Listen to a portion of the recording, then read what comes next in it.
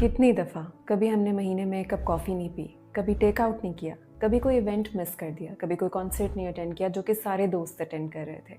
कभी एक ऐसा जोड़ा जिस पे दिल कई महीनों से आया हुआ था नहीं लिया, जस्ट बिकॉज़ हम महीने के 5,000, 10,000, 1,000 रुपए बचाना चाहते हैं। हम अपना फ्यूचर सिक्योर करना चाहते हैं। इसलिए बहुत ज़रूरी है कि आप समझें कि इन्वेस्टमेंट कैसे होती है, इस पैसे की कदर कैसे बढ़ती है। एक ऑप्शन है कि हम प्लॉट ले लें, रियल एस्टेट ले लें, जो कि हमारे पेरेंट्स की by the way favourite option थे बिकॉज उस दौर में इतनी ऑप्शंस अवेलेबल नहीं थी। दूसरी ऑप्शन ये होती है कि हम गोल्ड या सिल्वर की बार ले लेते हैं। तीसरी ऑप्शन है कि हम म्यूचुअल फंड्स में इन्वेस्ट कर लेंगे। हाई रिस्क में इक्विटी एक्सपोजर है, उसके लिए जो बेहतरीन ऑप्शन है वो of course stock exchange itself है। आप PSX में जा सकते हैं और घर बैठे PSX में स्टॉक्स परचेज करके इन्वेस्टर बन सकते हैं। मगर अब इन सब एवेन्यूज़ को आपने सिर्फ ऐसे सुन के नहीं समझना, आपने समझना है कि इनके 2-3 पहलू हैं जिनको आपने कंपेयर करना है। सबसे पहले बात करें रियल एस्टेट की कि प्लॉट ले लो तो पाकिस्तान में अगर टॉप सिटीज़ में भी जाए ना, लाहौर, फैसलाबाद, पेशावर, इस्लामाबाद या कराची, तो ज़मीन.com के मुताबिक पिछले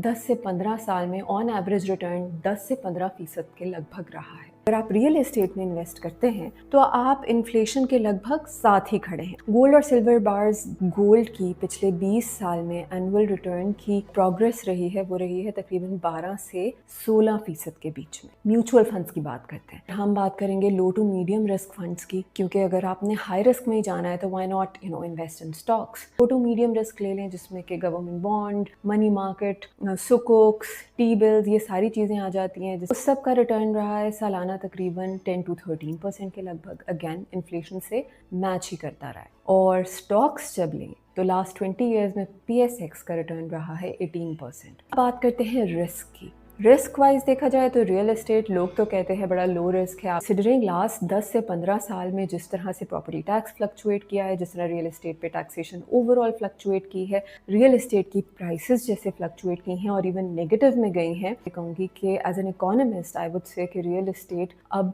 एक रिस्क फ्री अपॉर्चुनिटी या एसेट क्लास नहीं रहा। इनफैक्ट एक medium risk asset class consider किया जा सकता है। गोल्ड और सिल्वर की बात करें तो अगेन रिलेटिवली लो रिस्क है। गोल्ड और सिल्वर की डिमांड आपको पता है कॉन्स्टेंटली जनरेट होती है, कि लो रिस्क ही है। स्टॉक्स की बात करते हैं, रिटर्न्स तो सबसे हाई है, राइट, लिक्विडिटी भी बहुत हाई है, बट रिस्क भी हाई है। रिस्क क्यों हाई है? क्योंकि अगर देखा जाए तो 1 साल में, 2 साल में, 3 साल में, जैसे for instance Iran US war हुई, जो आपको पता चला कि स्टॉक मार्केट तो क्रैश कर गई है, तो स्टॉक मार्केट आप जब उसका ट्रेंड देखेंगे ना KSE 100 का, तो आपको लगेगा ये ऊपर जा रहा है, नीचे जा रहा है, ऊपर जा रहा है, नीचे जा रहा है। बट अगर आप 5 से 10 साल की ट्रेजेक्ट्री निकालेंगे, 5 से 10 साल का ग्राफ निकालेंगे, तो आप देखेंगे ये